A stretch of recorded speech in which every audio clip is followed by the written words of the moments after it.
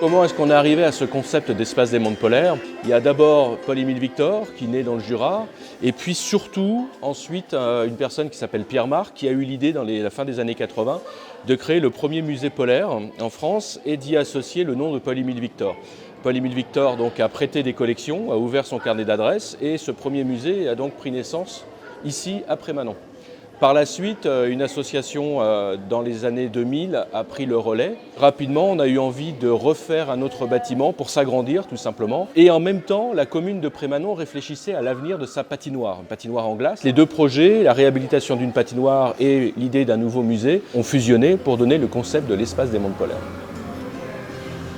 Là, on est dans l'entrée donc de l'espace des mondes polaires et on commence à être sous le versant. C'est-à-dire qu'à partir d'ici, on a reconstitué tout le versant, la salle polyvalente et la patinoire existaient, et on a rajouté le musée pour avoir 3 volumes fractionnés qui ne fassent pas un gros bâtiment au centre de Prémanon, mais plutôt trois espaces, et puis reconstituer un petit peu le versant.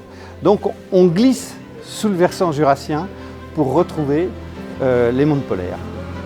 Dans cette salle d'exposition permanente, l'idée c'était d'avoir dans l'esprit un énorme bloc de glace qu'on a posé au milieu qui a éclaté et on utilise tous les blocs pour faire de la communication sur les mondes polaires, aussi bien arctiques qu'antarctiques. On a essayé de combiner un discours qui touche à la fois les jeunes et à la fois les personnes qui ont déjà une activité muséale importante. Ce musée est à peu près unique dans le sens où d'abord c'est une exposition permanente sur les mondes polaires. Et l'autre particularité c'est qu'on a mélangé des publics, à la fois un public ludique avec une patinoire et à la fois un public pédagogique ou scientifique avec un musée.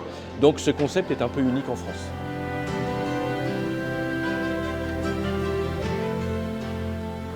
Bon, là nous sommes dans la salle d'exposition permanente qui regroupe bien sûr toutes les expositions concernant les mondes polaires. C'est un peu une salle qu'on a voulu un peu magique, c'est-à-dire que c'est un espace qui doit plonger le visiteur dans une sorte d'exploration.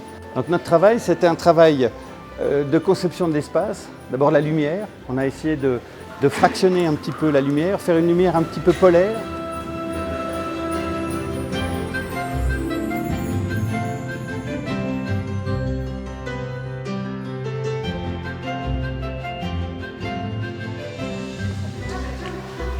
On a fait un bâtiment architectural complètement écologique. On récupère l'eau de pluie du versant, on la stocke dans une cuve. Avec cette eau de pluie, on fabrique de la glace et en fabriquant de la glace, on dégage de l'énergie et cette énergie sert à chauffer le bâtiment. Les ambitions sont multiples. Il est d'abord avant tout de donner de l'information. Pour ça, on a différents concepts. On a l'exposition permanente, mais on a aussi toute une programmation culturelle à l'année.